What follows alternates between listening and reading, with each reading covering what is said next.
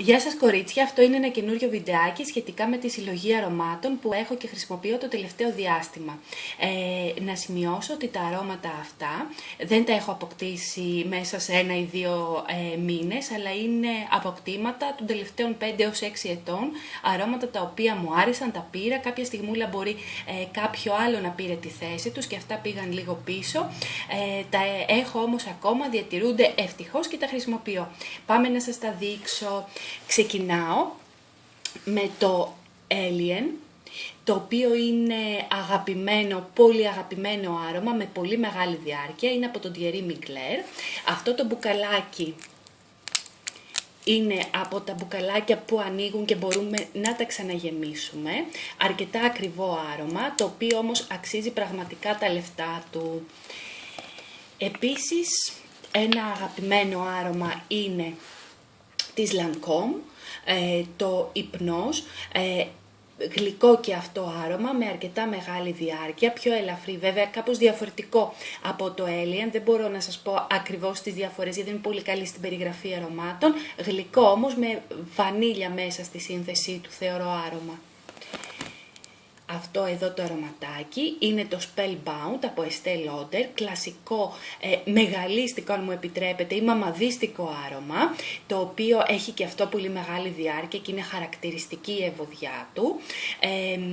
Μου αρέσει, ήταν δωράκι από μία φίλη μου πριν από 3 χρόνια, το είχα δοκιμάσει, μου άρεσε, το πήρα και στη γιορτή μου το έκανε πάλι δώρο. Έκτοτε δεν το έχω πολύ χρησιμοποιήσει γιατί θεωρώ τώρα πλέον ότι είναι λίγο βαρύ για τα γούστα μου, αλλά σίγουρα δεν θα πάει χαμένο, θα αρχίσω πάλι να το χρησιμοποιώ τώρα που είναι χειμώνας. Ένα άλλο αρωματάκι είναι το Hypnose του Dior, στο χαρακτηριστικό κόκκινο μπουκαλάκι του. Αυτό είναι eau de toilette, ενώ όλα τα προηγούμενα ήταν eau de parfum. Πάλι να σας πω ότι αυτό το άρωμα το είχα πάρει πριν αρκετά χρόνια και δεν μπορούσα να το αντέξω κάποιο διάστημα, γι' αυτό το είχα δώσει στη μαμά μου. Έκτοτε το χρησιμοποιώ κατά καιρούς. Βέβαια τότε η μυρωδιά μου φαινόταν πάρα πολύ βαριά επάνω μου. Τώρα την έχω συνηθίσει και μπορώ να πω ότι δεν μου κάνει καμία αίσθηση και θεωρώ ότι θέλω μάλλον να το τελειώσω γρήγορα, γιατί δεν μου κάνει κάτι ιδιαίτερο όταν το βάζω. Αυτό είναι ένα αρωματάκι τύπου, είναι το Angel, τύπου Angel του Thierry Mugler. Πάλι το Angel είναι ένα πολύ αγαπημένο μου άρωμα, το οποίο φορούσα ανελιπώς πριν 5-6 χρόνια στο αυθεντικό. Τώρα έχω πάρει το τύπου, έχει αρκετά καλή διάρκεια, αλλά θεωρώ ότι όχι τόση ώστε να συγκρίνεται το συγκεκριμένο με το αυθεντικό. Επίσης, αυτό είναι ένα αρωματάκι, eau de parfum πάλι, το οποίο είναι Sopar. Δεν θυμάμαι πώς ακριβώς λέγεται